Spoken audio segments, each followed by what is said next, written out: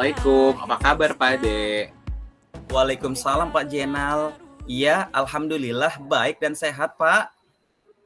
Alhamdulillah Pak Ade, saya juga ikut senang mendengarnya. Tapi saya amati beberapa hari ini Pak Ade tidak terlihat bersemangat dan seceria biasanya ya Pak.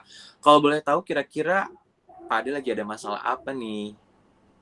Itulah Pak, sebenarnya saya memang ada sedikit masalah Pak. Namun saya bingung sekali mau mengutarakan kemana dan dengan siapa Pak. Kira-kira apakah Pak Zainal ada waktu? Mohon maaf ya Pak, jika seandainya saya mengganggu kesibukan Bapak. Insya Allah saya ada waktu Pak. Pak Ade jangan sungkan, Pak Ade tidak mengganggu kok. Pak Ade bisa cerita sama saya. Alhamdulillah, ya Pak, terima kasih Pak ya sebelumnya Pak ya. Jadi begini Pak, beberapa hari ini, belakangan ini saya sering tidak nyaman. Pikiran saya tidak bisa tenang Pak. Jadi, apa yang saya bisa bantu untuk mengatasi ketidaknyamanan itu, Pak Ade? Dan kira-kira apa yang Pak Ade harapkan dari hasil pembicaraan kita ini? Saya berharap sekali Pak akan ada mendapatkan ketenangan setelah saya bisa menceritakan keluh kesah saya Pak Jenal. Baik, kira-kira masih ada lain yang ingin Pak Ade dapatkan? Saya berharap akan mendapatkan solusi dari masalah saya ini Pak Jenal. Baik. Semoga nanti kita bisa mendapatkan pemecahannya ya. Solusi pemecahannya seperti apa, jadi permasalahannya seperti apa Pak Ade, silahkan diceritakan terlebih dahulu ya. Iya Pak Jenal, jadi gini Pak Zenal, beberapa hari yang lalu kepala sekolah saya melakukan supervisi di kelas. Waktu supervisi, saya mendapatkan teguran dari kepala sekolah Pak Zenal. Bagaimana bisa Pak Ade? Lalu kira-kira apa yang membuat Pak Ade mendapatkan teguran tersebut ya? Kalau menurut saya sih sebenarnya masalahnya tidak serius sih Pak Zenal. Oh, tidak serius. Tidak serius yang seperti apa ya Pak Ade maksudnya? Ya itu Pak Zenal, Bapak kepala sekolah mengkritik tentang proses kegiatan pembelajaran saya ya, yang saya lakukan di kelas Pak Zenal. Proses mengajar yang bagaimana nih Pak Ade? Apakah Pak Ade dinilai kurang bisa mengelola kelas dengan baik? Atau seperti apa sehingga sampai dikritik seperti itu oleh kepala sekolah? Iya Pak Jenal, jadi sepertinya beliau keberatan waktu saya mengajar tidak memakai buku paket. Oh, lalu tanggapan Pak Ade bagaimana terhadap respon dari kepala sekolah tersebut? Kalau saya sih sejujurnya menyampaikan kepada beliau bahwa selama ini ketika saya mengajar, saya menggunakan berbagai sumber, bisa dari buku-buku referensi perpustakaan dan lain sebagainya. Bagi saya yang penting mengacu pada kurikulum. Ketika saya sampaikan seperti itu, beliau agaknya kurang berkenan Pak Jenal. Oh, jadi masalahnya begitu ya. Kalau begitu, izinkan saya bertanya dulu nih Pak Ade. Selama ini, kira-kira apa saja yang Pak Ade lakukan di dalam kegiatan proses belajar mengajar di kelas? Seperti yang saya ceritakan tadi Pak Zainal, saya menggunakan berbagai sumber dari buku-buku di perpustakaan, menayangkan video-video pembelajaran yang interaktif dan menyenangkan.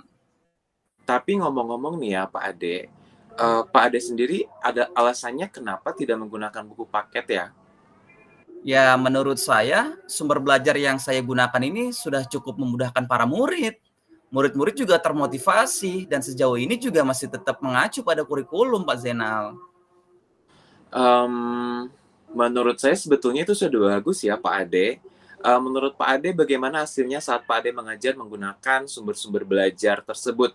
Karena seperti yang kita ketahui bersama bahwa karakter dan profil belajar murid itu kan beragam dan belajarnya juga kan berbeda-beda ya. Oh iya ya, betul juga ya Pak Zainal. Kenapa saya tidak kepikiran ke sana ya? Dan selama ini menurut saya masih ada beberapa siswa yang hasilnya belajarnya juga masih kurang maksimal tuh. Nah, itulah Pak Ade pentingnya buku paket sebagai sumber belajar. Mungkin harapan dari Bapak Kepala Sekolah kemarin adalah seperti itu, supaya Pak Ade menggunakan sumber belajar dengan buku paket juga. Jadi sebetulnya bukan melarang penggunaan media pembelajaran yang lain, tapi juga menyertakan buku paket sebagai salah satu sumber belajar. Saya pikir ada benarnya juga ya Pak Zainal ya? Iya, jadi ngomong-ngomong setelah Pak Ade bercerita, gimana nih perasaannya Pak Ade? Terima kasih Pak Zainal. Terus terang, saya sudah merasa agak tenang. Akan tetapi masih ada yang sedikit mengganjal Pak Zainal. Suatu hal yang membuat saya merasa resah sehingga kepikiran terus. Bahkan di rumah juga kepikiran terus dengan masalah ini.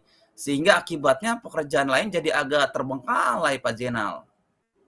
Kira-kira apa yang membuat Bapak merasa masih sedikit resah selama ini ya Pak Ade?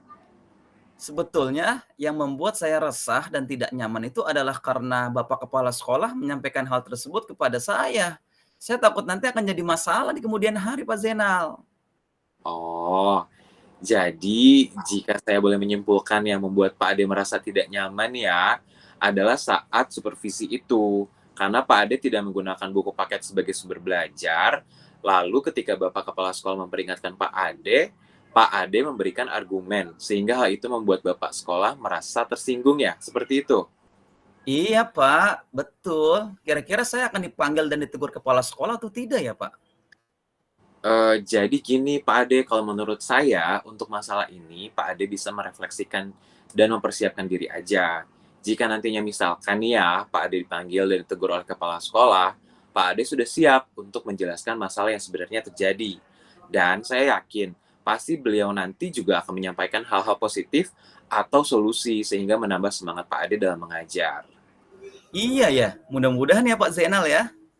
Iya, amin, amin ya rabbal alamin. Jadi, selanjutnya dari apa yang sudah kita bahas tadi bersama Pak Ade, lalu apa rencananya Pak Ade yang akan dilakukan selanjutnya? Iya Pak Zainal nih. Saya berniat menemui beliau untuk membicarakan hal ini, Pak Zainal. Mungkin beliau akan memberikan solusi kali ya. Nah, sebuah rencana yang sangat bagus tuh Pak Ade. Lalu kira-kira apakah masih ada hal lain yang Pak Ade akan lakukan? Iya, saya berencana bahwa saya juga akan menemui Bapak Kepala Sekolah, Pak, dan saya juga akan meminta maaf kepada beliau. Kemudian terkait proses belajar, ke depannya saya juga akan mulai menggunakan buku paket. Di samping itu juga meminta saran kepada Bapak Kepala Sekolah mengenai bagaimana menjalankan proses belajar mengajar yang baik dan menyenangkan, Pak. Nah, betul Pak. Terus kemudian, bagaimana dengan proses kegiatan belajar mengajar Pak Ade selanjutnya nih Pak? Iya Pak Zainal, setelah ini saya akan mulai untuk memakai buku paket untuk sebagai salah satu sumber belajar saya dalam mengajar Pak. Dan mengenai sumber-sumber belajar saya yang pernah saya gunakan juga akan tetap saya terapkan. Karena siswa sudah merasa nyaman dengan cara-cara tersebut Pak Zainal. Sehingga dengan demikian akan semakin mengakomodir kebutuhan-kebutuhan belajar para murid Pak Zainal. Wah, luar biasa sekali nih Pak Ade. Langkah penyelesaiannya yang Pak Ade ambil sudah sangat bagus. Saya setuju dengan ide itu, Pak. Alhamdulillah, syukurlah Pak Zainal. Jadi sekarang saya merasa lega karena jujur saya takut salah-salah dalam mengambil langkah dalam penyelesaian permasalahan ini Pak Zainal. Apalagi sudah berurusan dengan atasan kita, takutnya nanti malah tambah parah dan melebar Pak Zainal. Iya, Pak Ade. Alhamdulillah, saya juga merasa senang dan sangat bersyukur. Pada akhirnya Pak Ade juga sudah merasa lega kan. Terus, dari yang sudah Pak Ade rencanakan tadi, kira-kira komitmen apa yang akan Bapak lakukan untuk menjalankan rencana itu nih, Pak? Adakah batasan deadline waktunya? Iya, baik Pak Zainal. Mengenai hal itu secepatnya saya akan eksekusi dalam proses kegiatan belajar mengajar, saya akan mengacu pada kurikulum. Kemudian mematuhi aturan-aturan yang ada, termasuk aturan dari Bapak Kepala Sekolah tentang penggunaan buku paket. Secepatnya saya juga akan menghadap kepala sekolah dan insya Allah besok atau lusa Pak Zainal. Iya, Pak Ade. Terima kasih. Lalu selanjutnya, dukungan apa yang kira-kira Pak Ade butuhkan untuk melaksanakan komitmen Bapak tersebut nih? Nah, terkait masalah ini Pak Zainal, ini juga masih dalam pikiran. Saya akan berusaha berkomunikasi dengan teman-teman sesama guru kelas, sehingga barangkali kami bisa sama-sama saling mengingatkan. Wah, Pak Ade, menurut saya itu ide yang bagus sekali. Semoga semuanya dapat segera terselesaikan ya Pak Ade, dan Bapak dapat kembali bekerja dengan suasana hati yang tenang dan juga nyaman. Karena kalau mengajar dengan hati yang risau, yang gundah karena permasalahan tadi, mengajarnya pun jadi tidak maksimal ya Pak. Betul Pak, iya, amin, amin, amin ya robbal alamin Pak Zainal. Dan terima kasih banyak atas waktu dan semuanya Pak Zainal, baik saran-saran maupun masukannya, sehingga sekarang saya merasa enakan dan lega. Semoga kita nanti menjadi guru yang bisa memberikan teladan ya Pak Zainal ya, bagi untuk para murid kita ya Pak. Amin, amin, amin ya robbal alamin. Iya, sama-sama Pak Ade. Baik, terima kasih Pak Zainal. Sama-sama.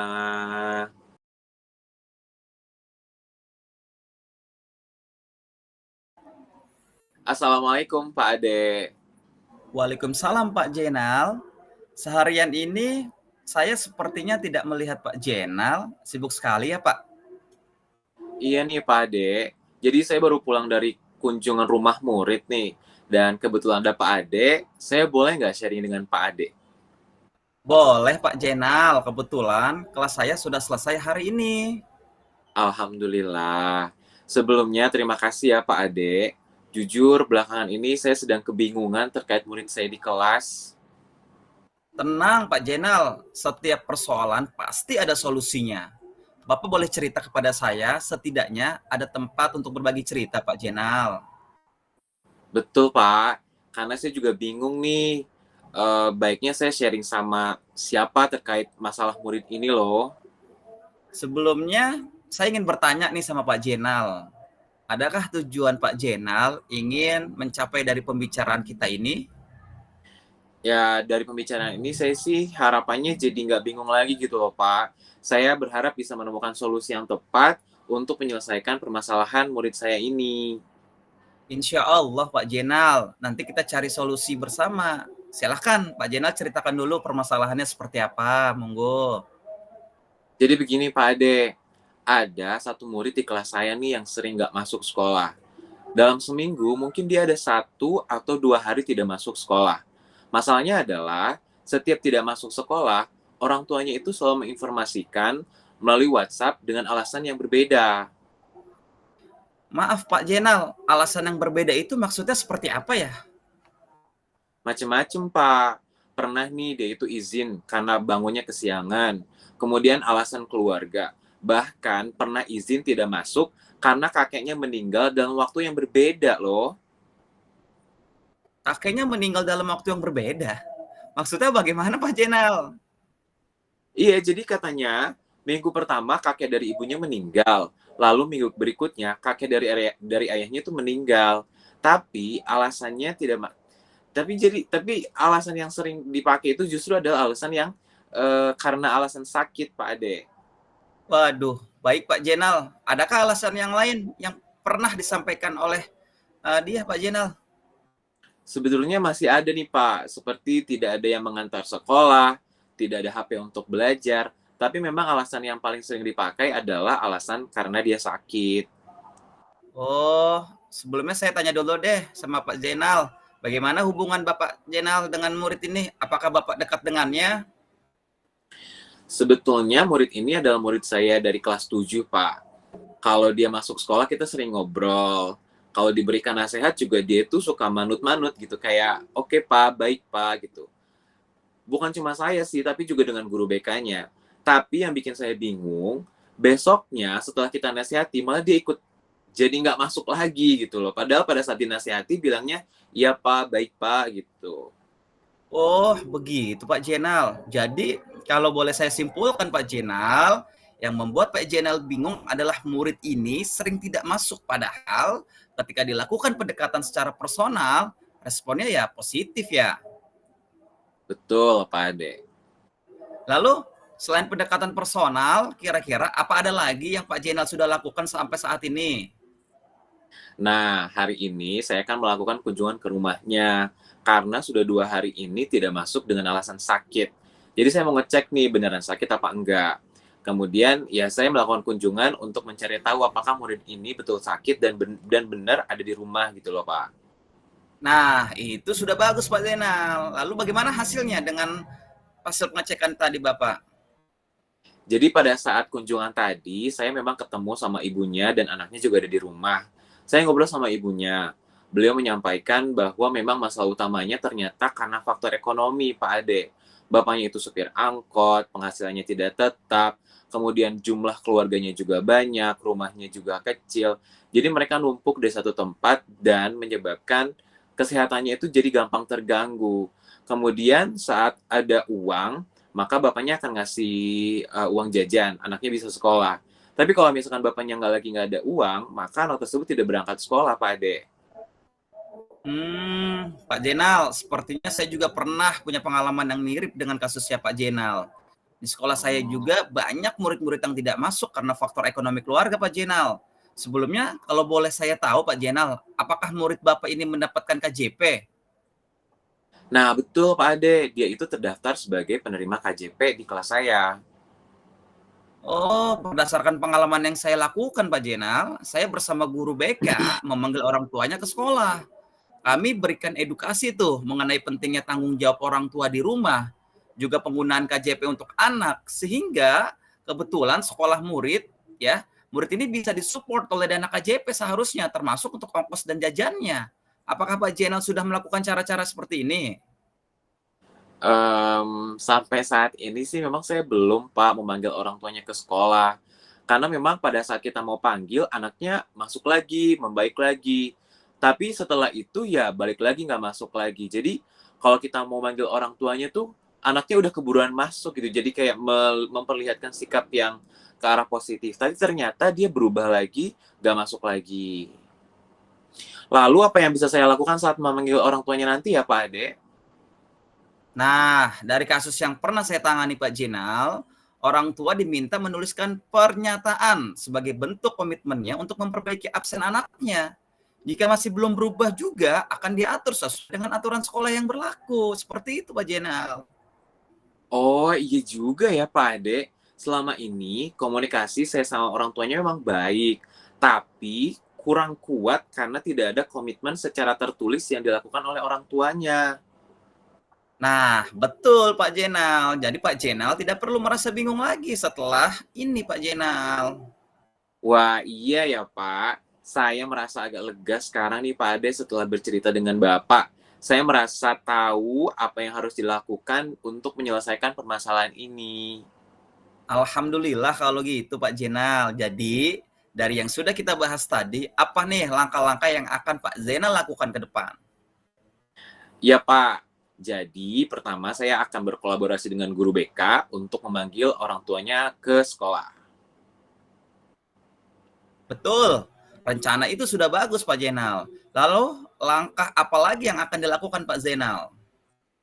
Lalu kami akan berikan edukasi mengenai pentingnya sekolah untuk anak-anak, kemudian pemanfaatan KJP, juga meminta komitmen orang tua dalam mensupport pendidikan anaknya melalui penulisan surat pernyataan yang ditulis oleh orang tuanya. Nah, luar biasa sekali ide Pak Zainal seperti itu. Langkah penyelesaian yang dilakukan sudah sangat bagus dan tepat. Saya setuju dan siap mendukung ide-ide itu Pak Zainal. Lalu untuk murid Bapak sendiri, apa yang akan Bapak lakukan? Nah, untuk murid saya ini rencananya saya akan melakukan pendekatan personal yang lebih dalam lagi, Pak, supaya bondingnya itu bisa terbangun dengan baik sehingga dia itu semangatnya justru tumbuh gitu dari hubungan personal yang kita bangun gitu. Baik, setuju Pak. Motivasi belajar itu penting sekali dalam meningkatkan semangat belajar. Dan langkah yang dilakukan oleh Pak Jenal itu sudah betul.